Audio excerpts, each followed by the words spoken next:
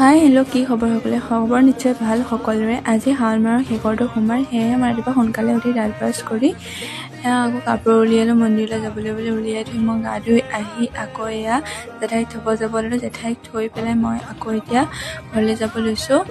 আকৌ ঘৰলৈ আহি মই ওলাব লৈছোঁ। ওলাই পেলাই মই এতিয়া আকৌ আজি যেনিবা ভাল নহ'ব ভিডিঅ'টো কাৰণ আজি মোৰ ফাৰ্ষ্ট এইটো এক্সপিৰিয়েঞ্চ হয়, সেয়েহে এইটো বাৰ চেনেলতে দিম। মই পিছলৈ যদি ভাল লাগে মই খুলিম, চবেই যদি মৰম দিয়ে মই নিজৰ এটা চেনেল খুলিম বুলি ভাবিছোঁ।